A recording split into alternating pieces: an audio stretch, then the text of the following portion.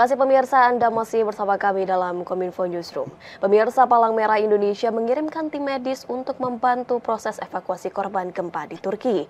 Pengiriman tenaga medis ini merupakan bentuk solidaritas kemanusiaan Indonesia dengan dunia internasional. Selengkapnya kita akan berbincang langsung dengan Pak Habib Priyono, selaku Indonesian Emergency Medical Team atau relawan PMI yang berada di Turki. Dan juga Pak Mahfud, selaku Kasubdit Kesehatan Darurat Markas Pusat PMI yang berada di Jakarta. Kita sapa terlebih dahulu. Assalamualaikum, selamat malam Pak Habib. Selamat malam waktu Indonesia Pak Habib. Waalaikumsalam warahmatullahi wabarakatuh. Selamat malam juga untuk Pak Mahfud yang ada di Jakarta. Saya akan bertanya kepada Pak Habib terlebih dahulu yang saat ini tengah berada di Turki. Pak Habib, seperti apa kondisi terkini di lokasi Anda di Turki saat ini, dan Pak Habib sudah berada di Turki ini sejak kapan, Pak? Terima kasih, selamat malam Bapak Ibu semuanya, bahwa tim INA IMT sudah berada di Turki sejak tanggal 13 Februari 2023. Baik, dan untuk kondisi terkini yang ada di Turki, baik kondisi di lapangan maupun kondisi dari para korban gempa yang terjadi di lokasi terdekat Pak Habib ini seperti apa kondisinya, Pak? Ya baik, jadi kondisi secara keseluruhan di Turki, khususnya di Provinsi Hatay, itu hampir di atas 90% itu bangunan itu runtuh, kolaps. Kemudian banyak sekali korban-korban sampai dengan informasi tanggal 13 Februari yang lalu bahwa sekitar 40.000 masyarakat rakyat Turki, khususnya yang berada di Provinsi Hatay itu meninggal dunia. Kemudian banyak sekali puing-puing rumah itu ya. Jadi sebagian warga Turki yang mereka selamat itu sebagian itu berada di pengungsian atau evacuation center yang dibangun oleh pemerintah setempat. Ada juga yang sebagian juga mereka harus mengungsi ke tempat sanak saudara di sekitar daerah tersebut. Misalnya kita lihat kalau di INA IMT itu sendiri itu berdiri di Hasa. Kemudian di pusat gempa kurang lebih ada di Provinsi Hatay. Kota Hasa dengan Hatay itu kurang lebih bisa ditempuh dalam waktu 2-3 jam, jarak antara 40 sampai 50 kilometer itu. Jadi kalau kita bisa melihat itu hampir mayoritas itu bangunan itu pada rusak, runtuh dan sebagainya.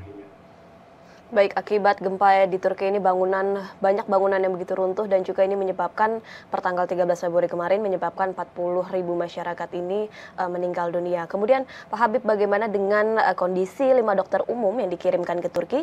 Apakah saat ini ke-5 dokter umum itu dalam keadaan sehat, dan apakah di Turki saat ini masih dapat dianggap masih dalam masa tanggap darurat begitu, Pak Habib? Ya, kami berlima dari Palang Merah Indonesia yang bergabung dalam INA IMT. Seluruh tim bisa dikatakan mereka dalam kondisi yang sehat.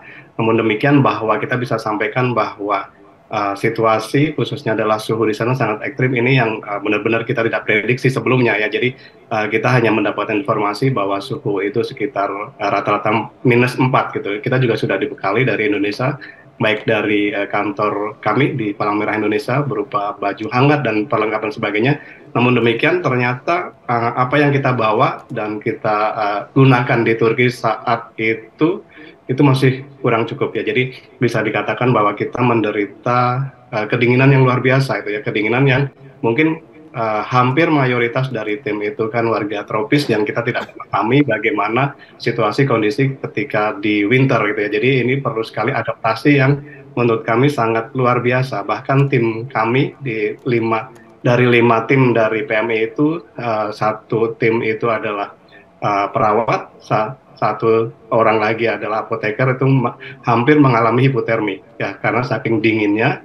Dan kemudian perlengkapan yang mungkin kita belum memprediksikan sebelumnya. Jadi tidak pernah memprediksikan bahwa suhu akan se-ekstrim ini. Jadi di tenda IMT itu berdiri di Hasa, di mana Hasa itu di daerah perbukitan, yang itu yang menyebabkan suhu sangat dingin. Ya, tapi kita memiliki tekad yang kuat bahwa kita harus bisa melalui atau kita harus bisa beradaptasi lebih cepat agar kita bisa mampu memberikan pertolongan kepada masyarakat Turki yang terdampak. Baik, sehingga yang dialami tenaga medis yang berada di Turki ini adalah suhu ekstrim yang sangat dingin begitu, cuaca dingin yang begitu menerpa kepada dokter umum yang ada di sana. Namun dengan adanya mental dan juga tekad dari para dokter umum ini untuk dapat segera beradaptasi untuk segera menyelesaikan misi di sana. Kemudian saya ingin beralih ke Pak Mahfud. Pak Mahfud, bagaimana langkah strategis yang dilakukan oleh PMI dalam rekonstruksi dan juga pemulihan gempa yang ada di Turki, Pak Mahfud? Ya, baik. Terima kasih, Mbak. Sebetulnya kemarin pada saat keberangkatan itu kita tahu bahwa dari PMI sendiri itu sudah menyumbangkan itu berupa uang tunai sebesar 100.000 US dollar. Seperti yang sudah tadi ditayangkan itu Bapak Ketua Umum PMI sendiri yang menyerahkan kepada kedubes perwakilan kedubes yang kedubes Turki yang ada di Jakarta. Nah, untuk rekonstruksi sendiri memang kita masih dalam proses pembahasan karena ini kita ada juga perhimpunan nasional yaitu melalui Federasi Internasional di mana itu perhimpunan Palang Merah dan Bulat Sabit Merah Internasional. Nah, ini yang lagi kita coba masih kita lihat apakah nanti ini lihat perkembangan dari pemerintah juga. Yang dari pemerintah sendiri yang sudah dilakukan itu apa, dari dari PMI sendiri yang nanti akan kita lakukan itu apa. Ini memang masih dalam proses melihat situasi kondisi nanti pada fase rekonstruksinya gitu, Mbak.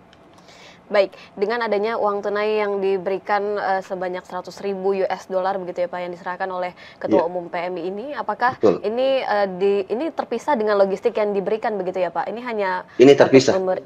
Baik, ini hanya memberikan bantuan berupa uang tunai dan juga nanti bantuan logistik ini terpisah. Kemudian laporan hingga kini yang mungkin Pak Mahfud dapat terima, bagaimana dengan kondisi warga negara Indonesia yang menjadi korban gempa di sana? Apakah masih ada WNI yang belum akan dievakuasi begitu Pak?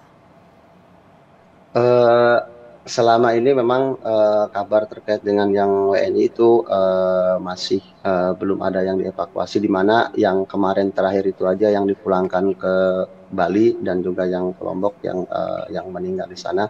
Sampai saat ini kita belum menerima informasi terkait dengan kepulangan WNI yang ada di Turki. Baik, kemudian saya ingin kembali beralih ke Pak Habib. Pak Habib, sebenarnya di mana para WNI ini dievakuasi ataupun dirawat di sana Pak? Apakah termasuk di tenda IMP begitu atau ada ruang rawat khusus untuk warga negara Indonesia yang berada di Turki begitu Pak? Baik, terima kasih. Sepengetahuan saya selama bertugas di INA-IMT memang ada beberapa korban masyarakat atau warga negara Indonesia yang menjadi korban itu beberapa memang ada yang mendatangi tenda kami gitu ya, atau ada juga yang memang misalnya mereka berada di tempat atau di kota provinsi yang tidak terlalu terdampak, itu beberapa WNI itu mereka berobat ke rumah sakit terdekat atau bisa dikatakan RSUD-nya di sana gitu ya. Tapi ada beberapa memang yang di tenda INA-IMT itu ada beberapa yang warga WNI gitu, khususnya adalah para mahasiswa itu yang berobat ke tenda kami di INA-IMT. Baik, berarti ini penanganan terus dilakukan oleh pihak kedokteran umum maupun tenaga medis yang ada di sana. Dan juga saya sebenarnya ingin tahu sih Pak, untuk di Turki sendiri udah sampai di sana itu bantuan logistik apa saja yang sudah PMI berikan kepada para korban khususnya WNI, dan sebenarnya apa yang menggerakkan Pak Habib ini untuk dapat terjun langsung membantu para korban gempa yang ada di sana Pak? Ya, baik. Jadi mungkin saya lebih menggarisbawahi apa sih motivasi gitu ya untuk bisa ikut terlibat dalam penugasan untuk respon gempa di Turki itu, yang pastinya bahwa PMI sebagai salah satu lembaga kemanusiaan terbesar di Indonesia yang memiliki mandatori untuk bisa memberikan bantuan ketika ada suatu bencana terjadi, suatu baik itu nasional maupun secara internasional.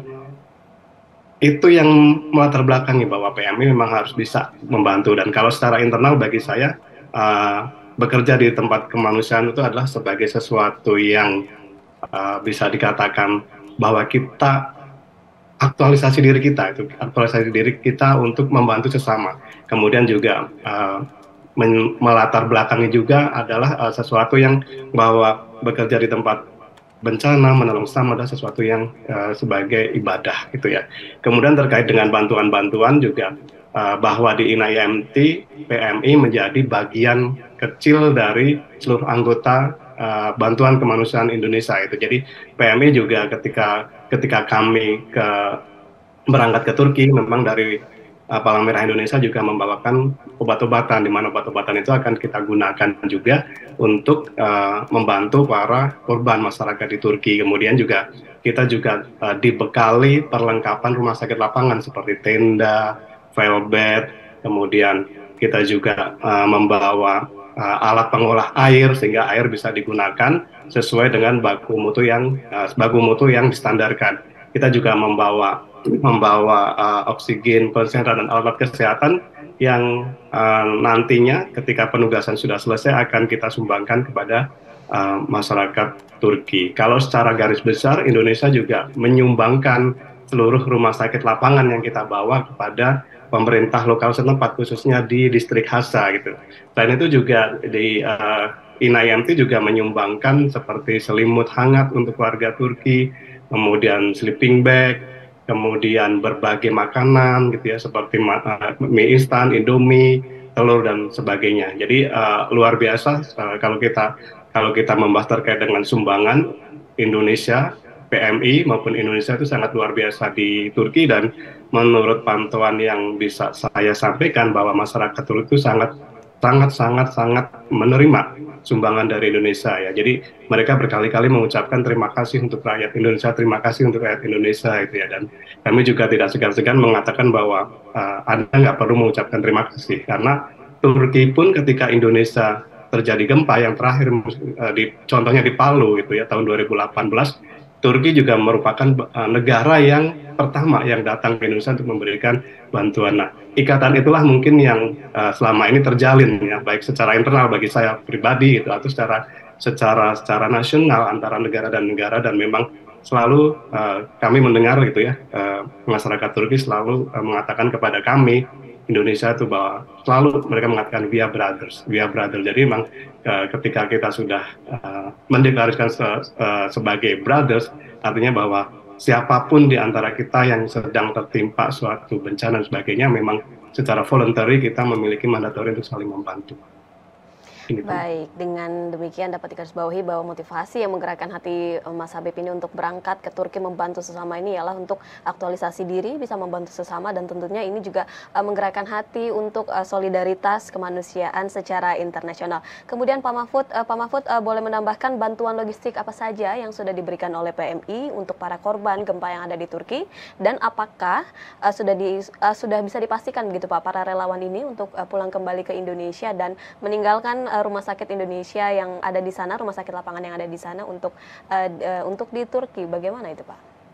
Ya, terima kasih Pak.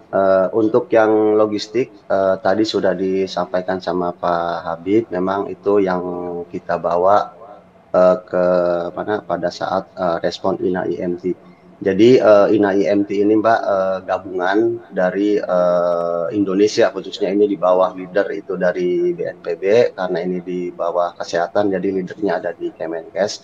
Bahwa ini adalah gabungan dari berbagai macam elemen, baik itu TNI, Polri, dan juga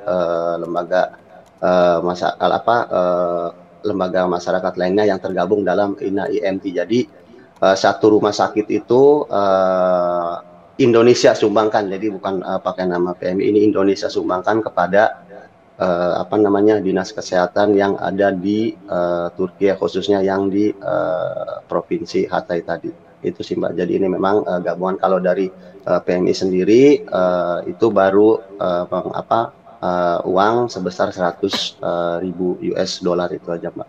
Ditambah tadi beberapa peralatan logistik yang sudah disampaikan sama Pak Habib tadi. Baik, kemudian apakah sudah dapat dipastikan begitu Pak, para relawan PMI ataupun para tenaga bantu yang ada di sana untuk pulang ke Indonesia, apakah sudah dapat dipastikan kapannya begitu Pak?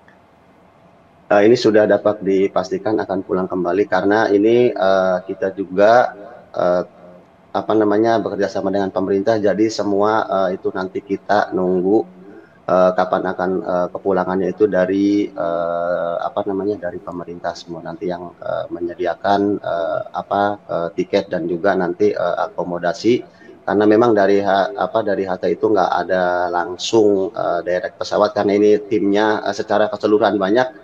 Jadi dibuat beberapa dibuat beberapa periode. Jadi periode satu yang pulang duluan, yang kedua dan yang ketiga ini kebetulan dari tim teman-teman PMI ini dapat di kloter yang terakhir. Itu sih Mbak, kembali ke Indonesia. Baik, terakhir Pak Habib, apakah PMI ini masih membuka saluran donasi bagi korban gempa yang berada di Turki? Dan silakan sampaikan harapannya seperti apa, dan nanti Mas Habib ini juga boleh menyambung harapannya seperti apa kemudian. Dimulai dari Pak Mahfud. Oke, baik. Sumbangan berupa donasi mungkin bisa disalurkan melalui rekening Palang Merah Indonesia tentunya, atau melalui rekening yang lain. Namun kalau harapan bagi saya adalah bahwa gempa di Turki saat ini sudah mulai memasuki ke fase recovery, artinya fase tanggap darurat itu sudah mulai berangsur berkurang. Artinya kebutuhan yang terkait dengan permasalahan, kalau kita terkaitkan dengan kesehatan, terkait dengan permasalahan kesehatan terkait dengan kesehatan, misalnya patah tulang dan sebagainya, itu sudah diatasi pada fase-fase awal, dan saat ini sudah mulai memasuki ke fase-fase berikutnya yang pastinya mulai muncul berbagai penyakit bawaan yang bukan bersumber dari gempa tadi. Misalnya adalah penyakit-penyakit yang terkait misalnya dengan sanitasi gitu ya. Apakah memang di minggu-minggu kedua penugasan kami mulai muncul itu pasien-pasien dengan diare, pasien-pasien dengan ISPA dan sebagainya, dan tidak kalah pentingnya bahwa kita harus melihat bahwa saat ini mulailah muncul gejala-gejala psikologis gitu ya, yang pada fase-fase awal mungkin belum muncul, kemudian fase-fase yang selanjutnya, minggu kedua, minggu ketiga selanjutnya itu akan muncul gangguan-gangguan psikologis seperti mungkin mengalami gejala ketakutan, masih mengalami gangguan-gangguan terkait dengan pola tidur, kemudian gangguan-gangguan tentang ingatan yang masih bertahan sampai dengan minggu kedua dan minggu ketiga. Harapan bagi saya mungkin masyarakat gitu ya, atau dalam hal ini Palang Merah Indonesia dan tentunya Indonesia secara garis besar itu masih bisa mensupport Turki melalui kegiatan-kegiatan yang terkait dengan psikologis, karena bagaimanapun juga gangguan psikologis itu tidak kayak gangguan fisik yang nampak. Katakanlah misalnya korban gempa tertimpa, jelas misalnya di bagian tangan itu terlihat yang luka adalah di bagian tangan, tapi kita tidak pernah bisa melihat luka dalam mental atau psikologis masyarakat Turki, dan ini yang penting sekali, yang memang benar-benar harus kita fokuskan, tidak hanya kepada fisik tapi terkait dengan psikologis atau mental atau kesehatan mental masyarakat. Karena jika hal ini terabaikan, bisa jadi nanti permasalahan psikologis itu bisa berubah atau bisa terekspresikan yang disebut dengan gejala-gejala psikosomatis, di mana gejala yang berawal dari permasalahan psikologis yang tidak teratasi itu akan berubah misalnya menjadi perasaan nyeri yang tidak bisa tergambarkan, perasaan misalnya pusing rapid tidak bisa tergambarkan karena apa dan sebagainya. Jadi ini penting sekali untuk kita bisa memfokuskan tidak hanya pada permasalahan fisik tapi permasalahan psikologis. Mudah-mudahan harapan saya, misalnya negara Indonesia, pemerintah Indonesia, baik itu PMI, NGO lain dan sebagainya, itu bisa mulailah mensupport terkait dengan permasalahan psikologis, kesehatan mental atau psikososial dan sebagainya. Itu harapan bagi saya selaku relawan gempa di Turki. Terima kasih. Iya, baik. Kemudian sehingga pemulihan psikologis ini menjadi perhatian khusus yang tengah dilakukan oleh relawan PMI yang tengah berada di Turki sana. Dan Pak Mahfud, seperti apa harapannya Pak? Dapat dijelaskan secara singkat, silakan. Ya, kalau harapan kami tadi menyampaikan juga bahwa di PMI Pusat sendiri itu masih membuka rekening donasi untuk gempa di Turki dan Suriah ini. Itu sudah terpampang besar, itu nomor rekeningnya kita pasang di gedung dan juga ada di web-webnya PMI. Kalau harapan dari kami adalah kita akan coba tetap membantu saudara-saudara kita yang berada di Turki dan Suriah, dan juga harapan-harapan lain tadi mungkin itu apa yang disampaikan tadi Pak Habib, yang dukungan psikososial, dan juga mungkin adalah di masa rekonstruksinya, di mana itu kebutuhan shelter juga mungkin akan dibutuhkan, karena sudah beberapa bulan dari mulai kejadian itu akan segera coba untuk dipindahkan ke shelter-shelter ataupun ke hunian-hunian yang lebih layak untuk keluarga. Begitu Pak, terima kasih.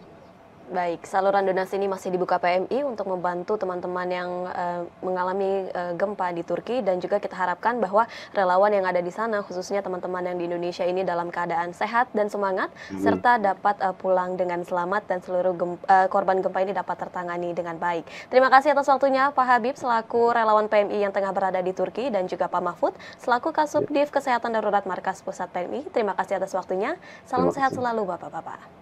Salam sehat. Ya, terima kasih. Terima kasih. Pemirsa, kami akan kembali dengan beragam informasi lainnya. Tetaplah bersama kami dalam Kominfo Newsroom.